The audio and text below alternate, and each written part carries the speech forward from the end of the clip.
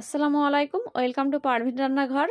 আজকের রেসিপি হবে অনেক বেশি মজার এবং সহজ। 1 কাপ ময়দা এবং একটা ডিম দিয়ে খুব সহজেই তৈরি করে নিতে পারবেন স্পঞ্জ ভ্যানিলা কেক। এই কেকের ভেতরটা হবে অনেক বেশি নরম এবং সফট জালিদার। তো চলুন বেশি সময় নষ্ট না করে কেক রেসিপিটা দেখে নিই। সব থেকে সহজ উপায়ে তৈরি করে নিতে পারবেন এই কেকগুলো। তার জন্য কিন্তু আমি একটা ব্লেন্ডার জায়গায় নিয়ে নিচ্ছি হাফ কাপ চিনি। হাফ কাপ চিনি নেওয়ার পর এর মধ্যে আমি দিয়ে দিব একটা ডিম। আর এই ডিমটা যদি ফ্রিজের মধ্যে থাকে সেক্ষেত্রে কিন্তু 1 ঘন্টা আগে থেকে বের করে রাখবেন, তারপর ব্যবহার করবেন। আর দিয়ে দিচ্ছি 1/4 কাপ সাদা তেল। ওই একই সঙ্গে আমি দিয়েছি কটা চা চামচ লবণ। লবণটা মিষ্টি জিনিসে ব্যবহার করলে খেতে কিন্তু বেশ ভালোই লাগে। তো আমি 3 মিনিট মতো ব্লেন্ড করে নিয়েছি। ব্লেন্ড করে নেওয়ার পর দেখে বুঝতে পারবেন স্মুথ একটা ব্যাটার তৈরি হয়ে গেছে। সব থেকে সময় কম লাগে এইভাবে তৈরি করে নিলে। তবে যদি আপনারা না তৈরি করে নিতে চান সেক্ষেত্রে কিন্তু আপনার হ্যান্ড ব্লেন্ডারগুলো থাকে সেগুলো দিয়ে ভালোভাবে ফেটিয়ে নেবেন। যখন ফেটিয়ে নেওয়ার পর চিনিটা গলে আসবে তখন এর মধ্যে দিয়ে দিতে হবে 1 কাপ ময়দা, 1 চামচ বেকিং পাউডার, 1/4 টিস্পুন দিয়ে দিচ্ছি বেকিং সোডা। সব কিছু উপকরণ একসঙ্গে চেলে নিব।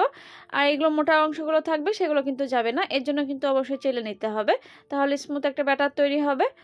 ময়দাগুলো দেওয়ার পর এখন ভালোভাবে মিক্স করে নিতে হবে।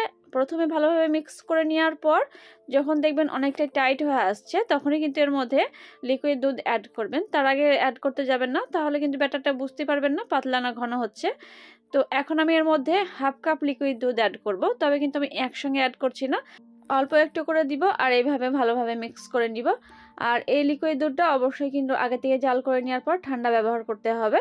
কেকের ব্যাটারটা তৈরি করে নেওয়ার জন্য হাফ কাপ লিকুইড দুধ লেগেছে, তবে আপনাদের ডিম বা ময়দা কতটা নিয়েছেন সেই হিসাবে আপনারা লিকুইড দুধটা ব্যবহার করবেন, কারণ বেশিও লাগতে পারে কমও লাগতে পারে, সেটা কিন্তু আপনাদেরকে তৈরি করে নিতে হবে। আর আমি এটা তুলে নেওয়ার পর দেখে নিয়ে বুঝে নিতে পারবেন কেমনভাবে তৈরি করে নিয়েছি, তাহলে বুঝে নিতে সুবিধা হবে। এখন আমি এর মধ্যে দিয়ে দিব ভ্যানিলা এসেন্স 1/4 টিস্পুন। আর এই 1/4 টিস্পুনে কিন্তু খুব সুন্দর একটা ফ্লেভার আসবে আর ডিমের গন্ধটাও থাকবে না। এখন কেক তৈরি করে নেওয়ার জন্য এই ব্যাটারটা রেডি করে নেওয়া হয়ে গেছে। কেকটাকে সেট করে নেওয়ার জন্য একটা রাউন্ড টাইপের আমি মোল্ড নিয়েছি। মোল্ডটাকে একটু ভালোভাবে তেল ব্রাশ করে নিতে হবে যাতে করে যেন তলা থেকে না লেগে আসে। সব সাইডে আমি তেল ব্রাশ করে নিব। আর অবশ্যই কিন্তু এখানে সাদা তেল ব্যবহার করবেন। সাদা তেল দিলে পরে কিন্তু কোনো রকম ফ্লেভার থাকে না, তো ফ্লেভারযুক্ত তেল ব্যবহার করবেন না। এখন আমি এর ভেতরে দিয়ে দিব একটা বাটার পেপার। তবে যদি আপনাদের কাছে বাটার পেপার না থাকে সেক্ষেত্রে লেখালেখি কাগজগুলো থাকে সেগুলো একটু গোল করে কেটে নেবেন, এরপর দিয়ে দিবেন, তাহলে কিন্তু হয়ে যাবে। তো এটাকেও কিন্তু আমি ওপর দিকে একটু ব্রাশ করে দিব তেল, তাহলে তেলটা ব্রাশ করে দিলে পরে কেকটা লেগে আসবে না।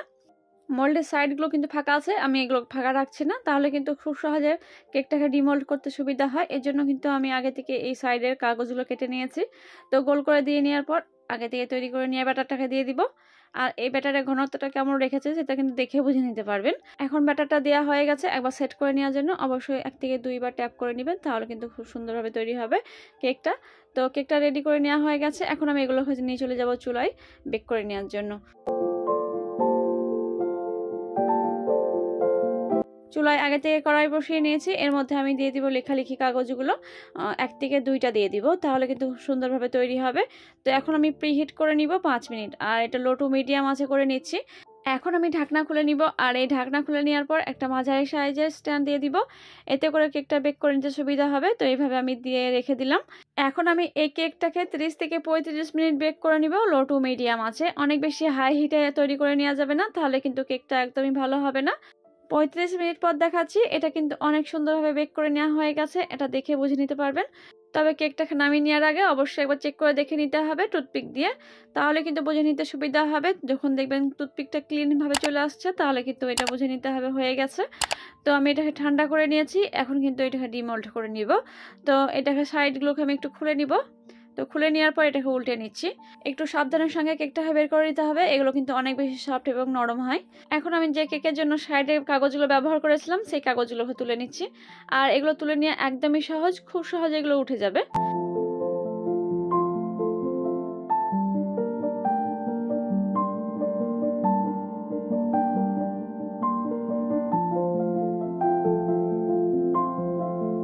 এই কেকগুলো কিন্তু অনেক বেশি নরম এবং সব তুলতুলে হবে, কেটে নেওয়ার পরও কিন্তু দেখে বুঝে নিতে পারবেন। তবে আমি ভেতরটা দেখাবো কেটে কেমনভাবে তৈরি হয়েছে। এই রেসিপিটাকে আমি একদম সহজভাবে দেখানোর চেষ্টা করেছি, আশা করছি আপনাদেরও অনেক বেশি সুবিধা হবে বুঝে নিতে। এই কেকটা কতটা সফট হয়েছে সেটা দেখে বুঝে নিতে পারবেন। হাত দিয়ে প্রেস করে নিলেও কিন্তু সেই আগের জায়গায় কেকটা ফিরে আসছে, তাহলে কিন্তু বুঝে নিতে হবে এটা অনেক সুন্দরভাবে তৈরি হয়েছে। সব দিকে সহজভাবে কেক তৈরি করে নিয়ে দেখিয়েছি, আশা করছি আপনাদের কাছে অনেক বেশি ভালো লাগবে। এই রেসিপিগুলো যদি আপনাদের ভালো লেগে থাকে অবশ্যই চ্যানেলটিকে সাবস্ক্রাইব করে পাশে থাকা বেল আইকনটি প্রেস করে দিবেন, তাহলে পরবর্তী রেসিপিগুলো সবার আগে আপনাদের কাছে চলে যাবে। তাহলে আবারও কোনো নতুন রেসিপির সঙ্গে দেখা হচ্ছে। আল্লাহ হাফিজ।